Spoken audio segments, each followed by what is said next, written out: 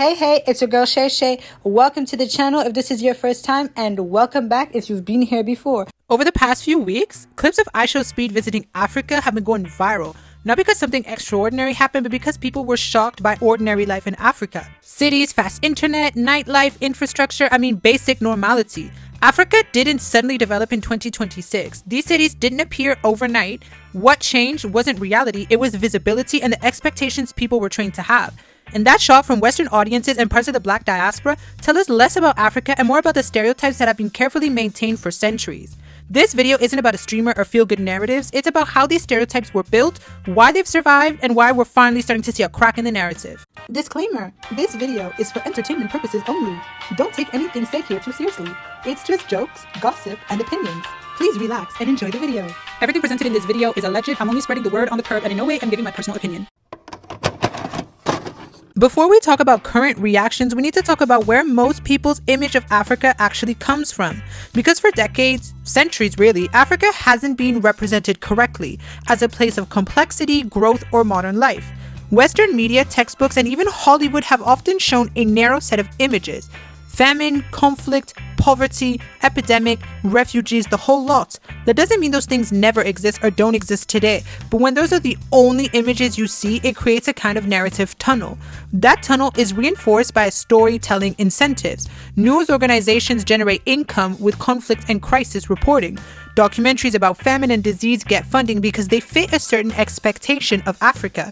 The result is that Africa is imagined not as a continent of 1.4 billion people and 54 sovereign nations, but as a single backdrop frozen in crisis. Here's the critical point. Africa has always been diverse linguistically, politically, economically, but global framing long taught the world to see only one story. And when people have been trained to accept backwardness, even seeing everyday modern life in Africa can trigger shock instead of recognition.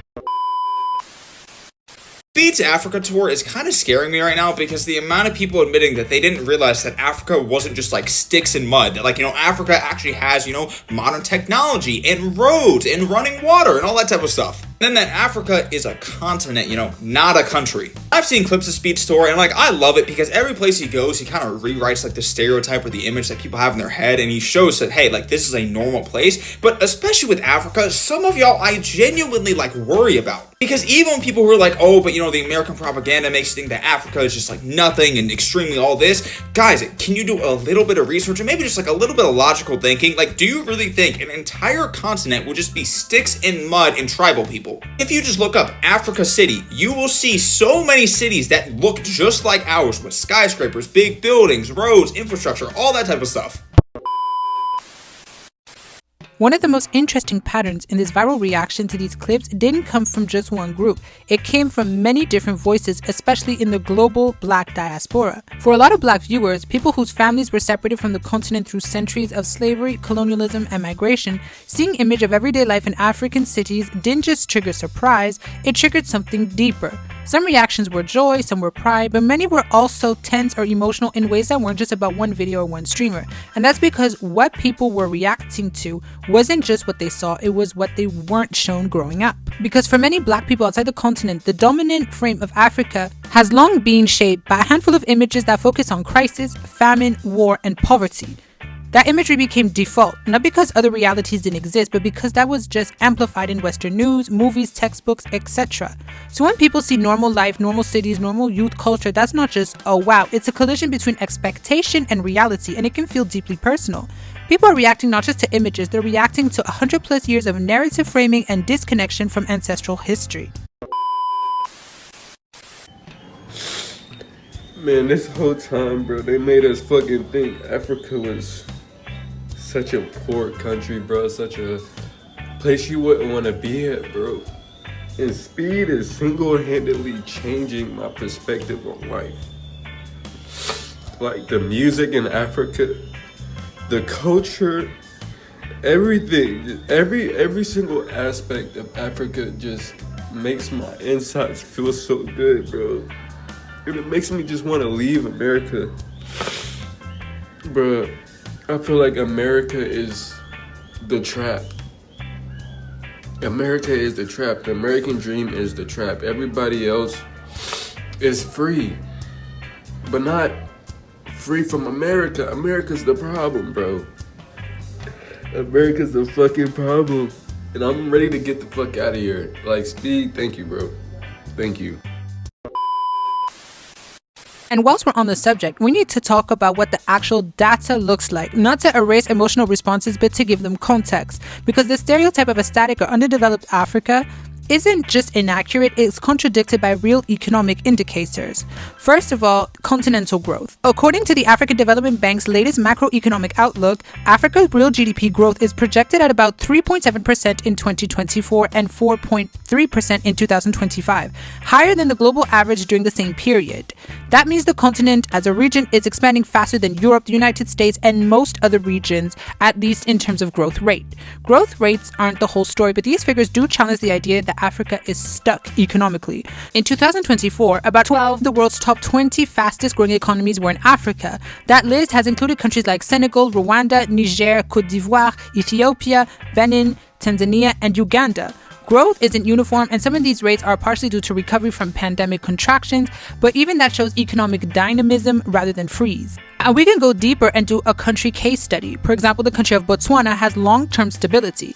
It is often cited as one of Africa's most stable economies. Since its independence in 1966, it transformed from one of the world's poorest countries to an upper-middle income country by reinvesting diamond revenues into health, education, and governance. Next is Ethiopia, which has experienced rapid growth. Ethiopia posted some of the highest growth rates globally for over a decade, with GDP growth often in the 6 to 7% range before political and security challenges emerge. And through these challenges, the economy continues to grow quickly. This growth was driven by infrastructure investment, manufacturing, and expanded energy generation. And last, Senegal, urban growth plus regional hub. Senegal has maintained consistent expansion with annual growth well above 6% in recent years, focusing on infrastructure, energy, and services, while even managing debt pressures. But let's be clear, it's important to say that growth doesn't mean challenges disappear. Africa still faces inequality, infrastructure gaps, high youth unemployment, and climate vulnerabilities. These issues are real and they do matter and they do need to be addressed. But the idea that Africa is permanently behind or static doesn't align with the data. Growth rates and economic activity show momentum even if progress is uneven. So when people see these cities, these economies, these young people living modern lives and react with surprise, that reaction isn't just about what they're seeing, it's about what they were taught to expect. And for many in the diaspora, that collision hits emotionally because it forces a reckoning with narratives passed down through schooling, media, and external representation. Yo, so I'm kind of confused. Like, ISO speeds in Africa, and like, how? Like, they have Wi-Fi. I never knew that. And like, they have cars, houses. Like, shit's crazy. I never knew that. I'm not gonna lie, bro. Seeing the iShow Speed Africa tour, that shit is making me want to go to Africa, bro. When Speed was in Europe, they was calling him monkey. They was throwing him bananas and shit. They was saying all type of racist shit when he was in the Europe tour. He pop up in Africa and then people showing him love like he's family already, bro. The propaganda is failing. It is crumbling before our very eyes. And then they want to call Africa uncivilized, bitch. I'm seeing the complete opposite. The stereotypes we discussed didn't appear by accident. For centuries, narratives about Africa were controlled by external powers, shaping not just perceptions of African countries, but African people themselves. From colonialism to modern media, a story emerged. Africa is backwards, its society is incapable of self-rule. This justified exploitation and reinforced ideas of black inferiority worldwide. But Africa's story is changing. Countries like Botswana, Senegal, Ethiopia, and others are growing economically, investing in infrastructure, and attracting global attention. Western powers are no longer the sole gatekeeper of African narratives, and diaspora communities are witnessing this shift firsthand, recently with the help of iShow Speed. Stereotypes weren't accidental, they were strategic, but economic progress, political autonomy, and media visibility are breaking those narratives. Africa isn't just rising, it's reclaiming its story, and the world, including the diaspora, is finally beginning to see it. I just seen Speed stream in Africa.